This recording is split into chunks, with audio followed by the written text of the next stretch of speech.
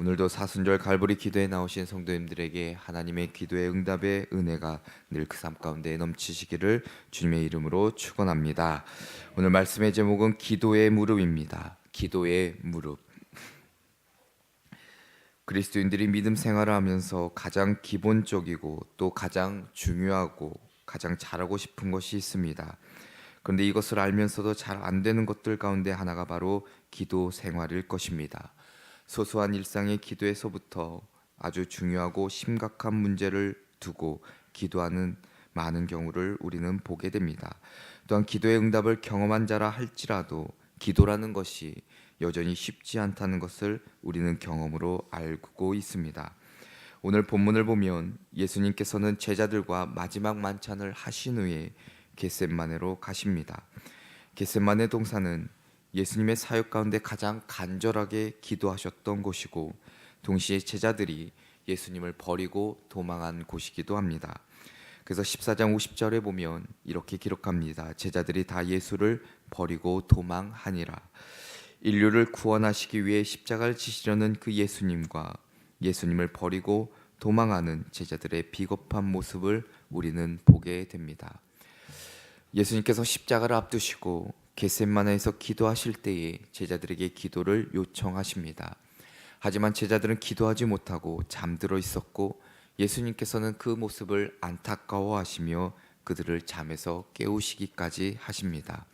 37절에 보면 이렇게 기록합니다. 돌아오사 제자들이 자는 것을 보시고 베드로에게 말씀하시되 시모나 자느냐 내가 1시간도 깨어 있을 수 없더냐라고 말씀하십니다. 제자들은 1시간도 깨어서 기도하지 못했다는 것입니다.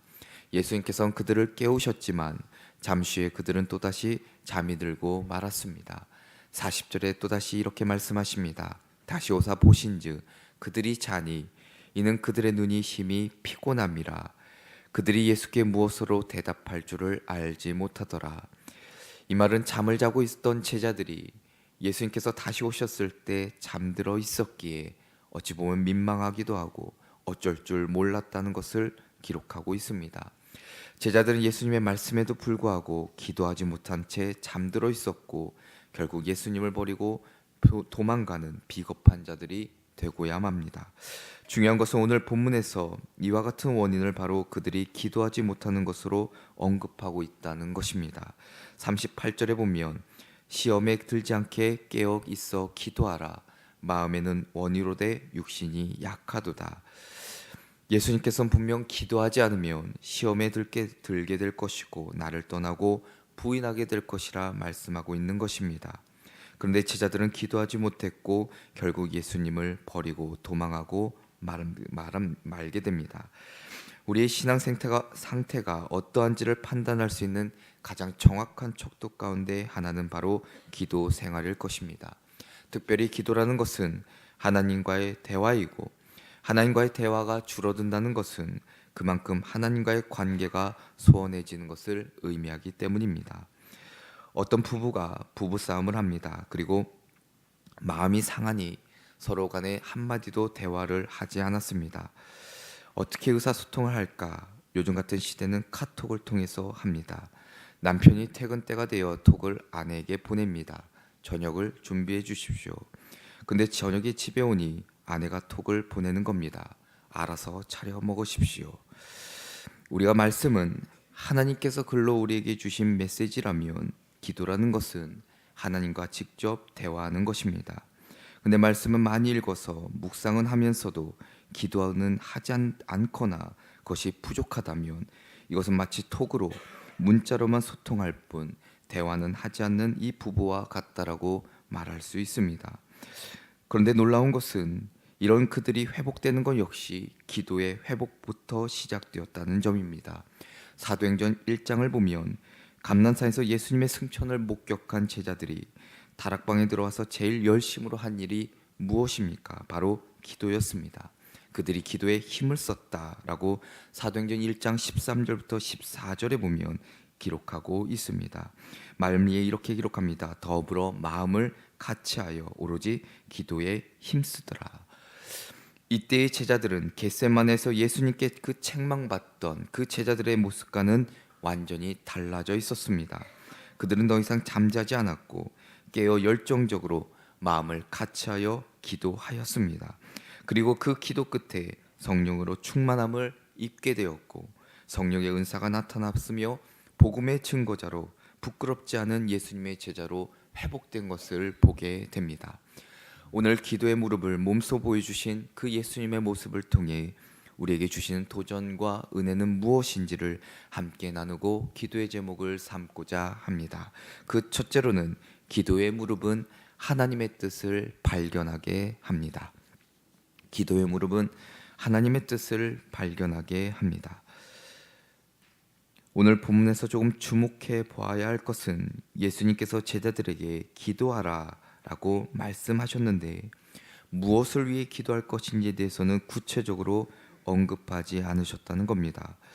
우리가 일반적인 생각으로는 예를 들어 붙잡히지 않게 해달라는 기도라든가 아니면 십자가를 지실 때 혹여나 그 십자가가 지지 않을 수 있도록 기도한다는 내용이던가 아니면 십자가의 고통을 또한 감해달라는 기도라든가 충분히 어떤 구체적인 내용을 부탁하실 수도 있겠지만 주님은 그렇게 하지 않으시고 그냥 기도하라라고 말씀하십니다. 우리는 기도에도 두 종류가 있다는 것을 발견하게 됩니다. 그 중에 하나는 무엇을 얻기 위한 기도일 것입니다. 예를 들어 자식이 부모님에게 전화를 걸어 이것저것 필요하다고 말하는 것, 무엇인가를 얻기 위한 목적이 있습니다. 마찬가지로 우리의 기도가 하나님께 무엇을 얻기 위해 하는 기도가 있다는 것입니다. 내 필요, 내가 지금 닥친 상황, 그것을 해결해 달라는 기도나 아니면 물질적으로 때로는 채워질 것을 위한 기도나 무언가를 얻기 위한 목적이 있기에 하나님 앞에 간절히 기도하는 제목들이 있습니다. 그러나 또 하나의 기도에는 기도 자체가 목적인 것, 곧 하나님과의 관계가 가까워지기 위한 기도가 있습니다. 흔히 아주 일상적인 내용들이나 어떤 목소리가 듣고 싶어서 아니면 보고 싶어서 아니면 만나고 싶어서 하는 기도가 있다라는 것입니다. 이런 기도는 하나님 앞에 드리면 드릴수록 하나님께로 더 가까이 나아가게 되고 하나님과의 깊은 교제에 들어가게 됩니다. 하나님과의 깊은 교제 가운데 바로 그분의 뜻을 온전히 깨달을 수가 있다라는 것입니다. 35절에 보면 예수님께서 이렇게 말씀하십니다. 될 수 있는 대로 이때가 자기에게서 지나가기를 구하셨다. 여기서 이때란 하나님의 계획에 의해 예수님 그 자신이 인류의 죄에 대한 속죄자로 구속자로 고난을 받고 죽어야 하는 그 때를 가리킵니다. 예수님은 하나님 아버지의 계획이 무엇인지를 너무나도 잘 아셨습니다. 그리고 가능하다면 이때가 자신에게서 지나가기를 구하신 것입니다. 예수님은 자신이 이 땅 가운데 오신 목적을 정확히 알고 계셨고 바로 기도를 통해 하나님의 뜻을 온전히 알고 계셨습니다. 요한복음 12장 27절에 보면 이렇게 기록합니다. 지금 내 마음이 괴로우니 무슨 말을 하리요? 아버지여 나를 구원하여 이때를 면하게 하여 주옵소서. 그러나 내가 이를 위하여 이때에 왔나이다 라고 말씀하십니다. 하나님께서는 그 아들인 예수님을 우리를 위한 화목제물로 보내셨고 예수님 자신도 이 사실을 알고 있었지만 하나님의 계획과 또한 목적을 알기에 그것이 괴롭고 때로는 고통스럽다 하더라도 그 뜻에 순종하게 됩니다. 우리의 삶 가운데서도 동일하게 기도를 통해 하나님의 그 뜻을 발견해야 합니다. 때로는 내 생각대로 계획대로 우리의 삶이 이루어질 것을 막연히 바라며 살아가는 것이 아니라 더 나아가서는 하나님의 계획과 뜻도 모르고 살아가는 어리석음을 저지르기 전에 기도를 통해 하나님과의 가까워지는 그 관계를 통해 그 뜻을 깨달을 때에 우리의 기도의 응답의 역사가 넘치게 될 줄로 믿습니다. 오늘 하루도 내 삶 가운데 일하시는 하나님의 계획하심이 이 새벽 제단에 그리고 갈보리 기도회를 통해 간절히 부르짖는 기도의 무릎 가운데 발견케 되는 은혜가 있기를 주님의 이름으로 축원합니다. 둘째로는 기도의 무릎은 하나님의 뜻에 순종하게 만듭니다. 기도의 무릎은 하나님의 뜻에 순종하게 만듭니다.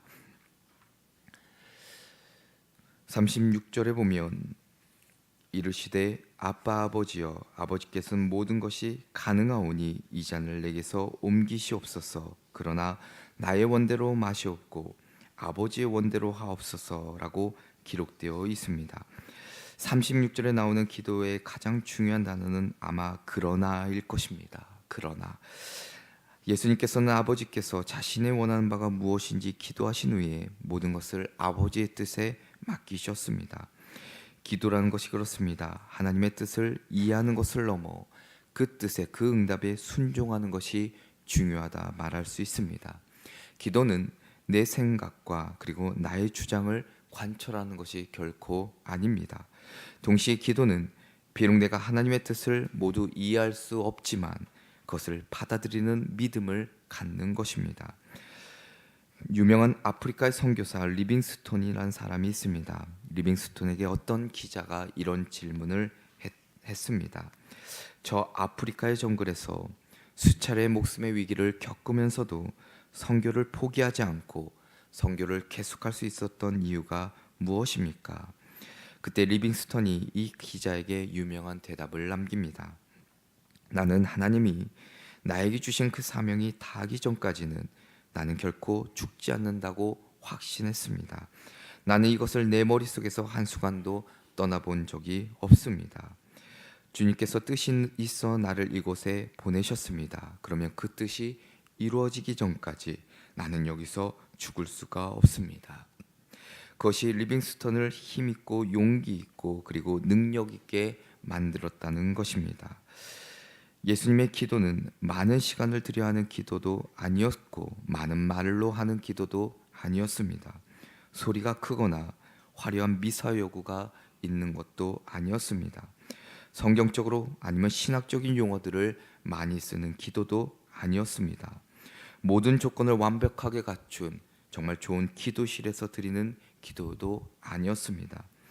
예수님께서 우리에게 보여주신 것은 단 하나 하나님의 뜻에 자신을 온전히 굴복시키는 것이었습니다. 그것이 설령 내 이성과 내 판단에 부합되지 아니하고 합리적이지 아니하고 세상의 기준으로 불가능할 것 같아 보인다 하더라도 그 응답의 믿음으로 순종할 때에 하나님의 역사하심을 보게 된다는 것입니다. 우리가 기도할 때에 하나님은 우리에게 자신의 뜻을 분명하게 보여주십니다. 그리고 오늘 예수님의 모습처럼 그러나 나의 원대로 마옵시고 아버지 원대로 하옵소서라고 기도의 마무리를 할 수 있는 믿음을 우리에게 요구하십니다. 때론 우리가 기도할 때 내 욕심과 내 이기심과 내 뜻대로 하는 기도가 많음을 보게 됩니다.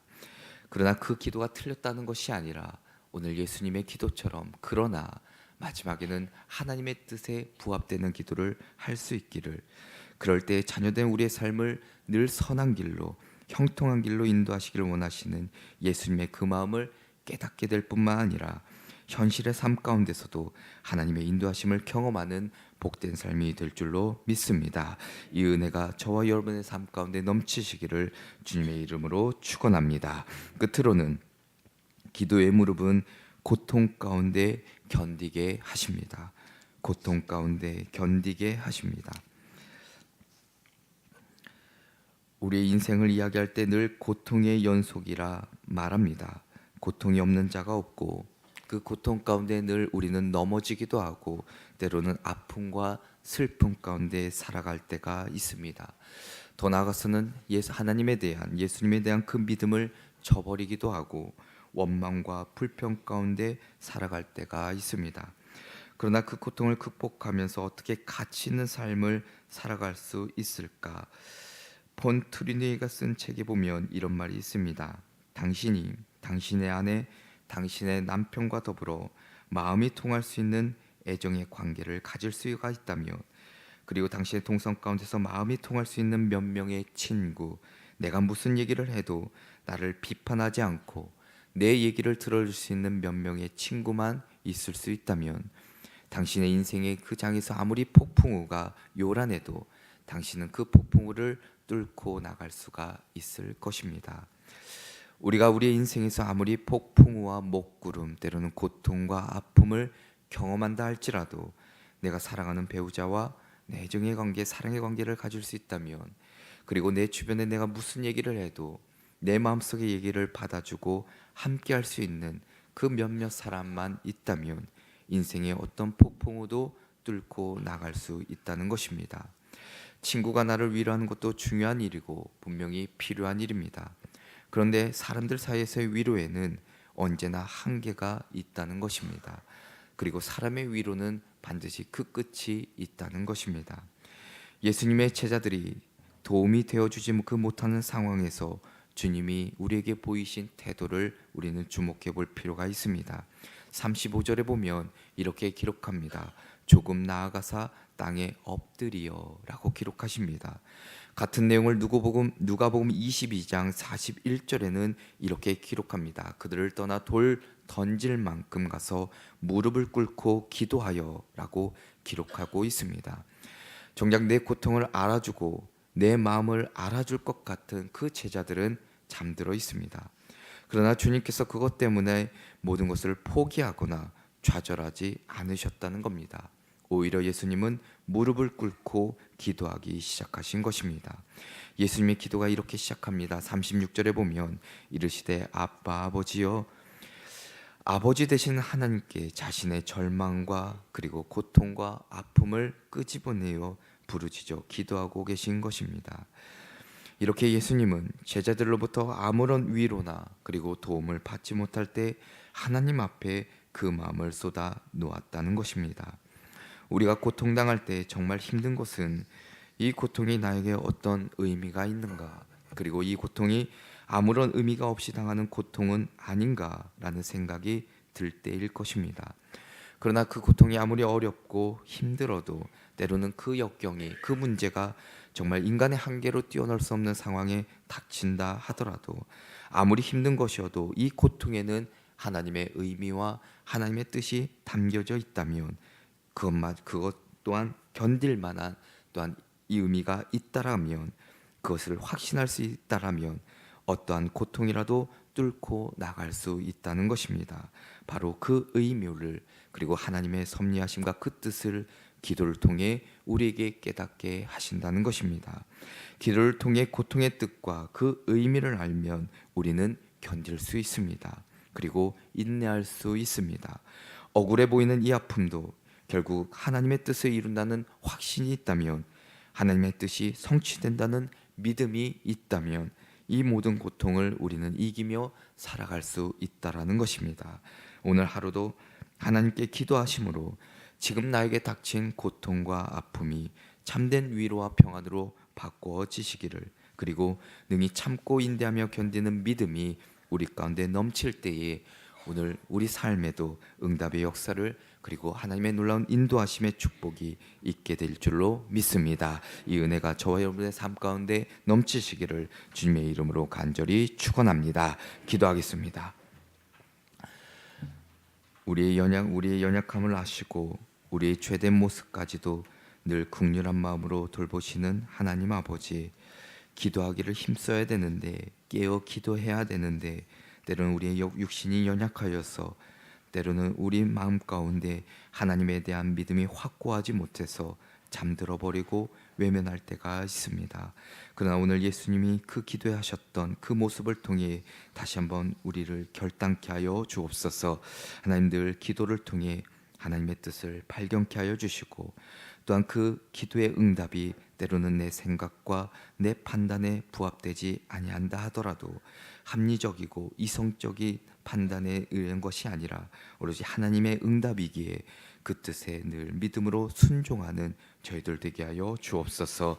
하나님, 우리가 기도할 때마다 우리에게 닥친 어려움과 역경과 문제 가운데 좌절하고 절망하고 불평하고 원망하는 것이 아니라 그 고통 가운데서도 인내하고 참고 견디며 기다릴 때 반드시 하나님께서는 우리의 삶을 통해 일하시고 하나님의 또한 역사하심을 우리의 삶 가운데 보여주실 줄로 믿습니다.